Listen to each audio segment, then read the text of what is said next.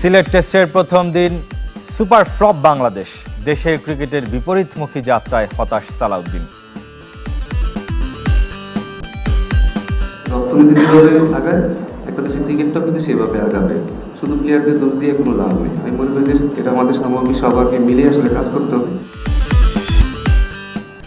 ঢাকা লিগে ফিক্সিং প্রমাণ করতে পারছে না বিসিবি। ষড়যন্ত্রের গন্ধ পাচ্ছেন খালেদ মাহমুদ। নিষেধাজ্ঞার মাঝপথেই খেললেন তাওহিদ হৃদয়। জুয়া খেললে যেরকম শাস্তি হয় সেটার সাথে অন্তর্ভুক্ত করা যায়। এই সংশ্লিষ্ট আইন পরিবর্তনের লক্ষ্যেও কাজ চলছে। এ ধরনের কার্যক্রমের ক্ষেত্রে একদম জিরো টলারেন্স নীতি আমরা গ্রহণ করব। অবৈধ বেটিং বন্ধে হুঁশিয়ারি ক্রীড়া উপদেষ্টার। শুটিং ফেডারেশনের অস্ত্র ব্যবহারের তথ্য আছে স্বরাষ্ট্র মন্ত্রণালয়। ব্যাটিংয়ে ব্যর্থতা, বোলিংয়ে সাফল্য ধরা দেয়নি। সিলেট টেস্টের প্রথম দিনে ফ্লপ বাংলাদেশ। 191 রানে পিছিয়ে থেকেও দিনটা তাই জিম্বাবুয়ের। মুমিনুলের অর্ধশতক ছাড়া আর কারো বড় স্কোর নেই। বাংলাদেশ অল আউট হয়েছে 191 রানে, আর বোলিংয়ে বিনা উইকেটে 67 রান নিয়ে দিন শেষ করেছে সফরকারীরা। দর্শক 124 রানে পিছিয়ে জিম্বাবুয়ে। শেষ ঘন্টায় কি বদলে গেল সিলেটের উইকেট? যে 22 গজে বাংলাদেশি ব্যাটারদের এত সংগ্রাম, সেখানে বেন কারেন, ব্রায়ান বেনেট্রা কতই না সহজে দিন শেষ করলেন। নাহিদ রানার গতি, হাসান মাহমুদের সুইং সবই জিম্বাবুয়ের সামনে সাদামাটা। উইকেটের জন্য মরিয়া স্বাগতিকরা। ড্রেসিং রুম ছেড়ে বাউন্ডারি লাইনে এসে নাহিদ রানাকে টিপস দেন pace bowling coach Andre Adams. তবুও সাফল্য ধরা দেয়নি। শান্ত মিরাজদের মুখগুলো হতাশ বাংলাদেশের প্রতিচ্ছবি। টাইগার ব্যাটারদের অবস্থা বিপরীত। টস জিতে ব্যাটিংয়ের সাহসী সিদ্ধান্তকে ভুল প্রমাণ করেছেন প্রতিটা ব্যাটার। ওপেনিংয়ের ব্যর্থতা কাটাতে পারেনি বাংলাদেশ। সাদমান মাহমুদুলদের জুটি ভেঙেছে 31 রানে। মুমিনুল আর শান্ত ভালোই জবাব দিচ্ছিলেন। দুজনে গড়েন 66 রানের জুটি।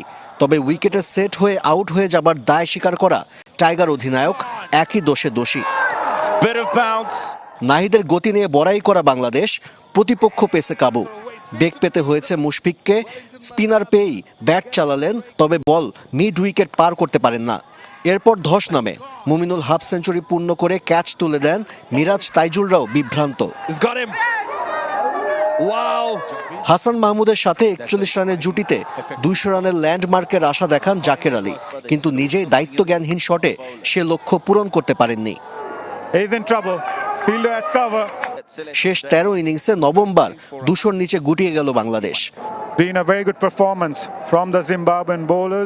নতুন বাংলাদেশ দেখাতে চেয়েছিলেন নাজমুল হোসেন শান্ত, দেখালেন 2 যুগ আগের বাংলাদেশকে। জিম্বাবুয়ের বোলারদের সামনে অসহায় আত্মসমর্পণ এটাই ইঙ্গিত করে টেস্ট ক্রিকেটের টাইগারদের উন্নতির গ্রাফ অন্তত ঊর্ধ্বমুখী নয়। জাতীয় দলের ক্রিকেটারদের ম্যাচের পরিস্থিতি বোঝার ঘাটতি আছে স্বীকার করেছেন সিনিয়র সহকারী কোচ সালাউদ্দিন। মানসিকতার পাশাপাশি টেকনিক্যালও ভুল আছে স্বীকার করেছেন তিনি। সিলেট থেকে আশিক রুদ্রের আরও একটি রিপোর্ট। বিপিএলে কুমিল্লা ভিক্টোরিয়ান্সের কোচ থাকার সময় মোহাম্মদ সালাউদ্দিন বলেছিলেন বাংলাদেশি ব্যাটারদের ম্যাচ অ্যাওয়ারনেস নেই। সময়ের পরিবর্তনে এখন তিনি টাইগারদের সিনিয়র সহকারী কোচ, এখনও সেটাই মানেন। এই জায়গাগুলো আমাদের খুব তাড়াতাড়ি ছেলেদের বুঝতে হবে যে কীভাবে আসলে রুটিনটা করতে হয়, কীভাবে প্রতিটা বল ফেস করার আগে যে কীভাবে যে রুটিনটা থাকা দরকার সেই রুটিনটা আসলে কীভাবে করতে হবে। আমি মনে হয় এটা খুব তাড়াতাড়ি হয়তো আমরা দুধ দেওয়ার চেষ্টা করবো। কিন্তু এমন হতশ্রী ব্যাটিংয়ের ব্যাখ্যা কি? নাজমুল শান্ত, মুমিনুল, মুশফিক, মিরাজ কিংবা জাকের আলী প্রত্যেকেই উইকেট বিলিয়ে এসেছেন। মানসিকতার পাশাপাশি ক্রিকেটারদের টেকনিক্যাল ভুলও স্বীকার করছেন সালাউদ্দিন। তবে সমস্যা শুধু ব্যাটারদের কিংবা কোচিং মেথডে দিতে নারাজ টাইগারদের সহকারী কোচ। সবকিছু খোলাসা করতে না চাইলেও দেশের ক্রিকেট যে আগায়নি তা মেনে নিলেন মোহাম্মদ সালাউদ্দিন। তারা চেষ্টা করতেছে, বাট এইটার সাথে তো আনুষঙ্গিক অনেক ব্যাপার স্যাপার থাকবে। সবসময় কিন্তু কথা আমাদের দেশে ক্রিকেট আগায়নি, সেটা আমাদের এটা স্বীকার করে নিতে হবে। এটা আলটিমেটলি পুরোটাই আসলে ন্যাশনাল টিম আসলে কী করতেছে, একটা দেশে ক্রিকেট কীরকম করতেছে সেটা পুরোটা ডিপেন্ড করে আপনার ন্যাশনাল টিম কীরকম খেলতেছে। তো তার জন্য আসলে আপনার যা যা করা দরকার আপনাকে তাই করতে হবে। ব্যাটারদের ব্যর্থতায় অবশ্য উইকেটকে দোষ দিচ্ছেন না, আশাহতও হচ্ছেন না। টেস্ট যেহেতু 4 ইনিংসের খেলা, তাই কামব্যাকের স্বপ্ন দেখছেন। যে জায়গাগুলো আমাদের ইমপ্রুভ করা দরকার, চেষ্টা করতেছি সেই জায়গাগুলো ইমপ্রুভ করার। বাট আমি মনে করি আজকে ব্যাটিংটা আমাদের ভালো হয়নি, বোলিংও ভালো হয়নি। বাট আমরা চেষ্টা করবো যে এই জায়গা থেকে আমরা কীভাবে তাড়াতাড়ি ম্যাচে ফিরতে পারি। সিলেট টেস্টের ভাগ্য এখন অনেকটাই নির্ভর করছে নাহিদ তাইজুলদের উপর। কোনো উইকেট না হারিয়ে দিন শেষ করা জিম্বাবুয়েকে অল্প রানে গুটিয়ে দিতে চায় টিম বাংলাদেশ। অভিযোগ স্বীকার না করায় শাইনপুকুরের 2 ক্রিকেটারের বিরুদ্ধে ফিক্সিং প্রমাণ করতে পারছে না বিসিবির দুর্নীতি দমন ইউনিট। পুরো ঘটনাকে শুধুই সন্দেহ দাবি সেই ম্যাচের জয়ী দল গুলশান ক্লাবের কোচ খালেদ মাহমুদ সুজনের। তরুণ ক্রিকেটারদের জেরা করা নিয়েও আপত্তি আছে তার।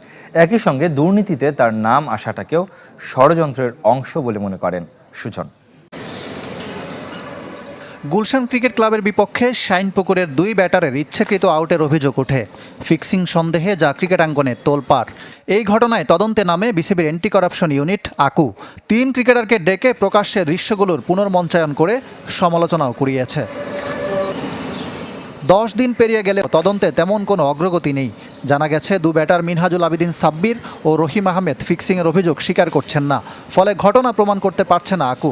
শেষ পর্যন্ত না পারলে ম্যাচের গতিপথ ও ফুটেজ বিশ্লেষণ করেই শাস্তির সুপারিশ করা হতে পারে। শুরু থেকেই সন্দেহের তীর গুলশান কোচ খালেদ মাহমুদের দিকেও। অবশেষে তিনি মুখ খুললেন। 2 ক্লাবের সাথে জড়িত থাকার কথা স্বীকার করলেও ইচ্ছাকৃত আউটের ব্যাপারটাকে শুধুই সন্দেহ হিসেবে দেখছেন সুজন। তাকে জড়ানো হচ্ছে বলেও পাল্টা অভিযোগ। শাইনপুকুর ডেফিনেটলি আমারই যারা খেলছে আমার একাডেমি প্লেয়ার সবাই বলতেই পারে। বাট যদি এরকম কোনো সিচুয়েশন হতো তাহলে তো আমি 350 রান করে 150 রান হলট করতে বলতাম। ওদের আমরা এত কিছু দরকার ছিল না। আমার মনে হয় না এটা নিঃসন্দেহে একটা সন্দেহের আউট। ওদের আউটগুলো দেখে হয়তো সন্দেহ করছে তারা। এটাই যাদেরকে আমি ছোটোবেলা থেকে নার্সিং করছি সেই ছেলেগুলোকে আমি কীভাবে বলি এই কথাগুলো। সুতরাং এগুলো আসলে খুবই একটা আমাকে জড়ানো হচ্ছে। একই সঙ্গে তরুণ ক্রিকেটারদের জেরা করা নিয়ে আপত্তি খালেদ মাহমুদ সুজনের। ও আমাকে ফোন করেছিল, স্যার এরকম হয়েছে, আমাকে এটা ডেকেছে, আমার মোবাইল নিয়ে গেছে, এরকম কথা জিজ্ঞেস করেছে। ঠিক আছে, তুই যদি অন্যায় করিস তাহলে অন্যায়, কিন্তু তো সেটা তো প্রমাণের একটা ব্যাপার আছে যে অন্যায় করেছে, ঠিক না? একটা ছোটো ছেলেকে আপনি এইভাবে জেরা করবেন বা আপনি প্রমাণ ছাড়া, সেটা সঠিক কতটুকু আমি সেটাই সত্যি বড় কথা। শুধু ফিক্সিং সন্দেহ নয়, দুর্নীতির অভিযোগ উঠেছে সুজনের বিরুদ্ধে। তদন্ত করছে দুর্নীতি দমন কমিশন। অভিযোগ অস্বীকার করে ষড়যন্ত্রের আভাস পাচ্ছেন সুজন। আমি তো একটা কোয়ালিফাইং মাঠে যাইনি কোনোদিন। আমি জানতামও না যে কোন টিম রেজিস্টার্ড করেছে বা কারা করেছে বা কয়টা টিম খেলবে না খেলবে, আমি তো এটা বলতে পারবো না। আমার একটা ফ্যামিলি আছে, আমার একটা ফ্রেন্ড সার্কেল আছে, আমার সব কিছু আছে। এটা আমার বদনাম ছাড়া কিছু না। দুর্নাম করার জন্য এরকম কেউ করছে, যারাই করছে আমার মনে হয় সেটা তারা সঠিক কাজ একবারেই করছে না। দুর্নীতি প্রমাণিত না হলে যারা দুদকের কাছে অভিযোগ করেছেন তাদের বিরুদ্ধে শাস্তির দাবি খালেদ মাহমুদের। ঢাকা প্রিমিয়ার লিগে পাতানো ম্যাচ খেলার অভিযোগ প্রমাণিত হলে কঠোর ব্যবস্থার হুঁশিয়ারি দিয়েছেন বিসিবি সভাপতি ফারুক আহমেদ। এদিকে বোর্ডে আর্থিক অসঙ্গতি অনুসন্ধানে দুর্নীতি দমন কমিশনকে সর্বাত্মক সহযোগিতার আশ্বাসও দিয়েছেন তিনি। আজ থেকে শুরু হতে যাওয়া বাংলাদেশ জিম্বাবুয়ে সিরিজের 2য় টেস্ট স্যাটেলাইট চ্যানেলে সম্প্রচারের চেষ্টা করা হয়েছিল বলেও জানিয়েছেন বিসিবি প্রেসিডেন্ট।